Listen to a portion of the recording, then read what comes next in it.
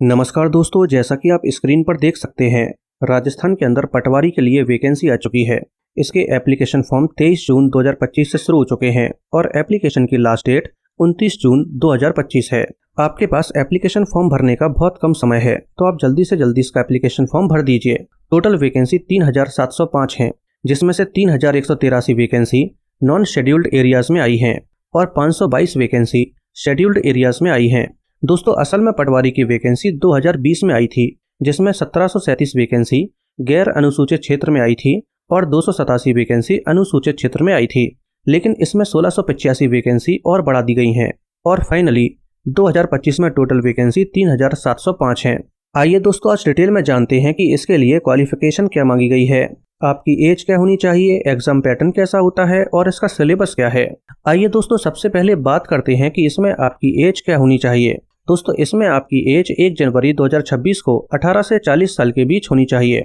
लेकिन पिछले 3 साल में पटवारी के लिए वैकेंसी नहीं आई थी, इसलिए सभी कैंडिडेट्स को 3 साल एक्स्ट्रा दिए जाएंगे, यानी कि सभी के लिए मैक्सिमम एज लिमिट 43 साल होगी। इसके अलावा आपको एज में रिलैक्सेशन भी दिया जाता है, जैसे कि अगर आप लड़की हैं और जनरल कैटेगरी से बिलोंग करती हैं तो फिर आपको 5 साल एक्स्ट्रा दिए जाएंगे। इसका मतलब यह है कि आप 43 में 5 साल और जोड़ दीजिए, यानी कि आप 48 साल की उम्र तक इसका एप्लीकेशन फॉर्म भर सकती हैं और एग्जाम दे सकती हैं। इसी तरह से अगर आप राजस्थान के मूल निवासी होने के साथ SC, ST, OBC, अति पिछड़ा वर्ग या फिर EWS कैटेगरी से बिलोंग करने के साथ लड़के हैं, तब भी आपको एज में 5 साल एक्स्ट्रा दिए जाएंगे। लेकिन अगर आप लड़की हैं और राजस्थान की मूल निवासी होने के साथ SC, ST, अन्य पिछड़ा वर्ग, अति पिछड़ा वर्ग या फिर EWS कैटेगरी से बिलोंग करती हैं, तो फिर आपको एज में 10 साल एक्स्ट्रा दिए जाएंगे। इसके अलावा अगर आप विडो या डाइवोर्सी विमेन हैं तो फिर आपके लिए कोई भी अपर एज लिमिट नहीं है। लेकिन आपको इस बात का विशेष ध्यान रखना होगा कि राजस्थान सरकार ने जो रिटायरमेंट की एज डिसाइड की है, आपकी एज उससे कम होनी चाहिए। आइए दोस्तों, कुछ विशेष बातों को और जान लेते हैं।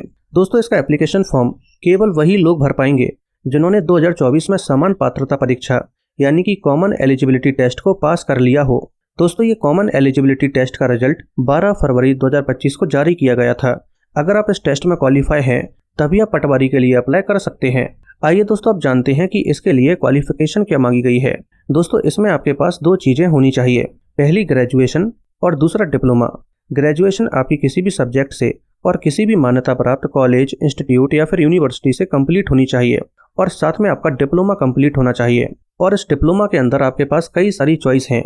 अगर आपके पास इनमें से कोई भी एक डिप्लोमा कंप्लीट है तो फिर आप इसके लिए एलिजिबल हैं। आइए दोस्तों, अब बात करते हैं कि इसके अंदर कितने टाइप के डिप्लोमा की बात की गई है और आपके पास इनमें से कौन सा डिप्लोमा है।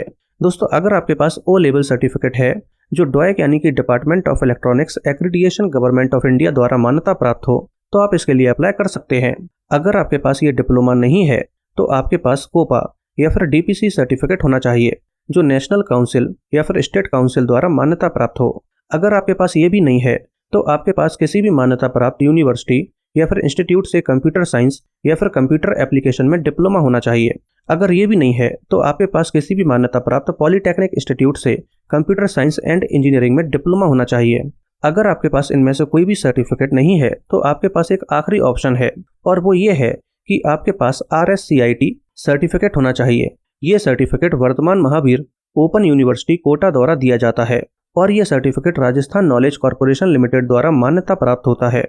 दोस्तों, डिप्लोमा के अंदर आपके पास मल्टीपल ऑप्शंस हैं। अगर आपके पास इनमें से कोई भी एक है और साथ में ग्रेजुएशन है तो फिर आप पटवारी के लिए अप्लाई कर सकते हैं। आइए दोस्तों, अब जानते हैं कि इसका सिलेक्शन प्रोसेस कैसा होता है। दोस्तों, यहाँ पर एक एग्जाम होता है जो MCQ फॉर्मेट में होता है और ये एग्जाम ऑफलाइन होता है, यानी कि OMR शीट पर होता है। इस टेस्ट में कुल मिलाकर 5 सेक्शन होते हैं, जिसमें से पहला सेक्शन GS का होता है, दूसरा सेक्शन राजस्थान की हिस्ट्री, पॉलिटी, कल्चर और जियोग्राफी के साथ डील करता है, तीसरा सेक्शन हिंदी और इंग्लिश का होता है, चौथा सेक्शन रीजनिंग का होता है और 5वां सेक्शन कंप्यूटर का होता है। इस तरह से ये टोटल 5 सेक्शन इस एग्जाम में होते हैं और किस सेक्शन में कितने क्वेश्चन होते हैं और टोटल नंबर कितने होंगे, इसे आप टेबल में देख सकते हैं। इस एग्जाम में टोटल 150 क्वेश्चन होते हैं और हर एक क्वेश्चन 2 नंबर का होता है, इसलिए टोटल नंबर 300 होते हैं। इस एग्जाम में आपको 3 घंटे का समय दिया जाता है। इसके अलावा इसमें नेगेटिव मार्किंग भी होती है जो 1/3 की होती है।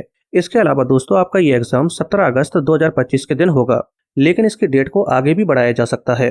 आइए दोस्तों, अब जानते हैं कि अगर आपका सिलेक्शन हो जाता है तो आपकी सैलरी क्या होगी। दोस्तों अगर आपका फाइनल सिलेक्शन पटवारी के तौर पर हो जाता है तो आपकी सैलरी पे मैट्रिक्स लेवल 5 के अकॉर्डिंग 24,380 रुपये पर मंथ होगी। दोस्तों अब अगर आप जानना चाहते हैं कि इसका सिलेबस क्या है तो आप कमेंट में सिलेबस टाइप कर दीजिए, मैं इस पर भी एक डिटेल्ड वीडियो बना दूंगा। और अगर आपको ये वीडियो पसंद आई हो तो वीडियो को लाइक करके चैनल को सब्सक्राइब कर लीजिए।